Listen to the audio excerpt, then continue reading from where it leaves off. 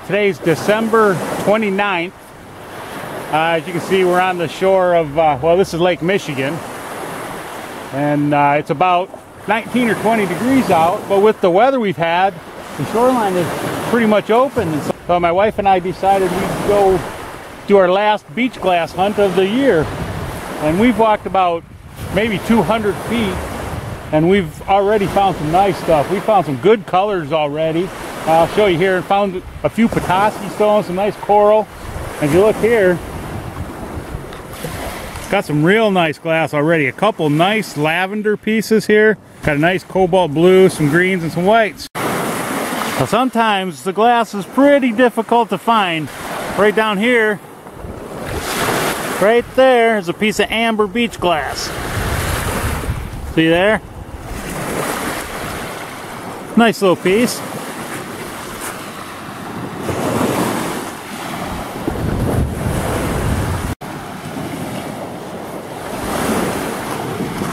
Looks like Dawn found a piece down here. We'll see what you got there.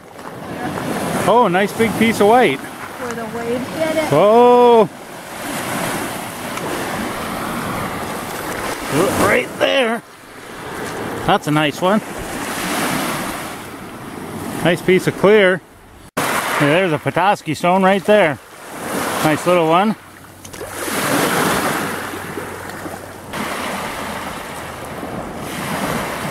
Nice little piece of green there.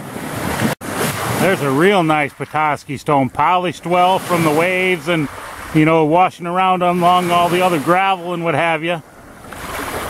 That's a nice one.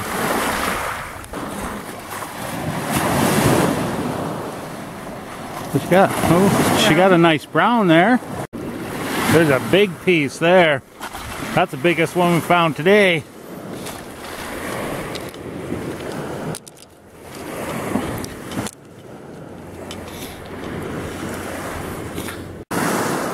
Looks like a piece of pottery there. Nice shard of ceramic of some sort. Yeah.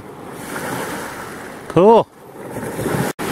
There's a real nice example of a Petoskey Stone. Both sides. Very nice. My best one of them for the day for sure. Well, thanks again for joining us on our little hike. Beach glassing is one of our favorite things to do. My wife and I just love to go walk the beaches and look for glass. And if you're not familiar with what beach glass is, it's exactly that. It's glass you find on the beach or close to the beach. It comes in all different colors. You know, around here it's mainly browns, clears or whites, greens, get a little bit of blue. That's about it. We have found a few other colors, but they're actually pretty rare. You know, this particular one right here is it's a peach color. The only one I've ever found. It's cool, and it looks like it was off a plate or something because it's embossed pretty good. I can still see some flowers or something on there. Red is a really rare color. This one here I can tell is an old reflector off a trailer probably. It's got the scalloping on it. It's semi-round there. It looks like it came off a trailer way back, though. It's glass. It's not plastic. It's been around quite a while. Beach glass in general is mostly bottles, but you also find plates and whatever, but it's the fragments and the shards of those bottles that were either washed into the lakes and rivers, you know, from pits, dumps, garbage places, or just where people just threw them, or they're actually discarded directly into the lakes. By people throwing out trash, by ships getting rid of trash. Some of the beach glass is old, and generally the more round, the more frosted the particular piece of glass is, the longer it's been in the water. It's not always the case, but usually. You know, an example, you know, this bottle top here, you see it's got sharp edges, it's crystal clear. That hasn't been in the water long. You know, was probably in there the summer we found it, and that's just it. Then you look at a piece like this here, and it is round. There isn't a sharp edge on it. It's frosted so much you can't see through it, basically. That's been tumbling around for quite a while. This is a pretty cool piece because it's got a little line on there and then a second color of glass on it. So pretty unique. My wife found this one last summer. And as I said, many colors. You can see here we've got some browns, some turquoise, various shades of greens, clears and whites. Some nice lavender. The lavender colors are cool because they're often the actual color of the glass, or they were actually clear glass to begin with, and the chemicals in the glass react with the sun, and it starts to turn lavender or purple over time. The more it's exposed to the sun, the more lavender or purple it gets. And beach glass can come in any size and shape, from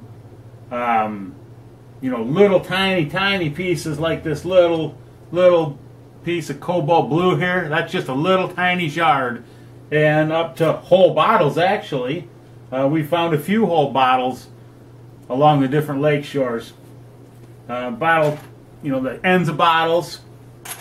You know, this here was obviously a whiskey flask of some sort. Well, it's kind of cool. Some of them, that if you find the bottoms, they'll have a maker's mark on them, so you can go online and reference those maker's marks and get the general idea of when that particular piece of glass came from. I also like to find Petoskey Stones while I'm out there. If you're not, you know, from Michigan or familiar with the Petoskey Stone, it's actually the Michigan State Stone, and it's a coral fossil from way back. And basically, what I do is I put them in a jar of water because it really makes the patterns stick out. You can see there, this is just full of Petoskey stones. This particular piece of glass is one of my favorites because it's embossed, but it was embossed on the inside of it because the embossing is backwards. And it actually says 1870, and it says LAM on it. And I did a little bit of research, and it looks like it was an 1870s era lamp. So it's really cool. The embossing is still really nice. Well rounded, nice and smooth. That's a great piece right there. There's a nice little piece of green. Just, you can tell it's been around a long time. It's almost completely round. This here is what you call fire glass. That was melted in a very hot fire. So it just turns into pretty much a big glob. It's the only second piece of that I've ever found. Pretty neat. I really like that one. And then marbles. Marbles are a big collector in the beach glass community, and we've found a few over the years. And actually, the first one I found was this brown one here, and this is actually appears to be the stopper from an old cop bottle. If you're not familiar with them, they used marbles to keep the liquid inside of bottles. And the size of this, the age of it, definitely looks like that's probably what it was. Marbles are very much the same as just the regular glasses. You know, you can tell by how frosted they are, how smooth the edges. You know, these here, nice and shiny, bright. Haven't been in the water very long, but they're cool. They're marbles. This one, though, you know, it's got all the color and everything, but there's no more shine left on that marble. That's a really nice find. My wife found that in Lake Michigan last summer. Very nice marble. And we found a dozen or so over the years. The other cool thing about beach glass picking is you won't only just find glass and marbles. There's all kinds of stuff you can find. Fossils, for example. This is a really nice complete brachiopod fossil. You know, these are hundreds of millions of years old. This one is basically in perfect condition. It's got both sides to it. And what it is, it's kind of a clam type. And I've got a couple of those. Got a couple of smaller versions. Real nice little pieces. These are all found on the shores in local areas. You find some corals. These funnel corals. Really cool. I've got a few of those. A couple different variations of those. We also find ceramic of all different sizes. And I don't know if you can see over here, but you know, I've got a jar just packed full of all different ages, sizes, colors, shapes of ceramics, porcelains, tiles. And then we also find some really cool fossils. This particular one is pretty special.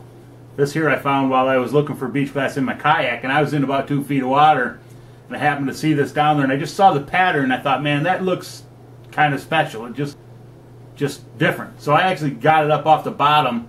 I did a little research, and what this is this is a lepidodendron fossil. This is what they called a scale tree. it was a fern that grew up to about 100 feet in 15 years, and it grew in vast, vast swamps a long, long, long time ago. And actually about the time when they figure this area around here, Houghton Lake Roscommon area, before the continental shift, this was down towards the equator area. So, you know, it's still swamp around here, but that made it more of a tropical swamp, and that's where these lepidodendron actually grew. That's just a great piece, and it's fossil on both sides, quite rare, and this size. Also found a really, really nice prehistoric tooth. It's a big tooth. This is just laying on the lake shore, on an inland lake, not one of the Great Lakes, not an ocean. One of my favorite pieces for sure. And then there's this. And what this is this is actually the hoof pad of a prehistoric mammal. You know, 10, 20,000 years old. However, I haven't been able to narrow it down to what one it was, but it is definitely the hoof pad of a prehistoric mammal. So beach glassing can lead to a lot of different things. So if you get the chance, and it don't really matter where you're at, you know, go out and look. Just all you gotta do is walk the lake shores, walk the rivers. One thing to really look for is gravel.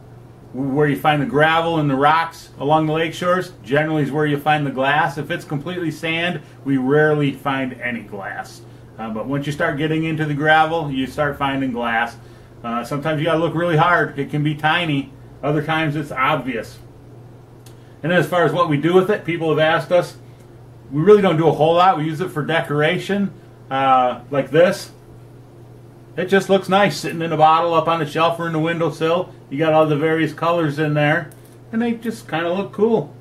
Same with the tile, the ceramics. We just put them in a jar, leave them on display. I have made a few things with them. You know, here I've got two sets of earrings I've made. A couple of the turquoise color, a couple of light green color. So I can make earrings. You know, I make smaller necklaces out of them. I use the tops that we find. Some areas we just find tons of these out in about a foot of water. And what I do with those is I actually make wind chimes.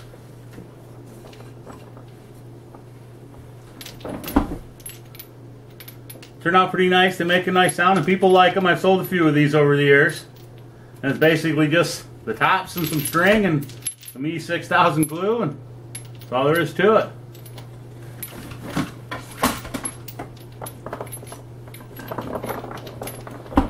And then some of the glass I actually use in my walking sticks. I hand carve walking sticks. This particular one I did for my wife. I put my son's names on and our grandkids. And my wife's favorite color of the beach glass is green, so right in the top of her walking stick I inserted a piece of beach glass. So there's all kinds of stuff you can do with it, whether you want to do anything with it or whether you just want to put it in a bottle or whether you just want to go out and look for it just to spend some time outside. So it's a great way to pass the time, and you never know what you'll find.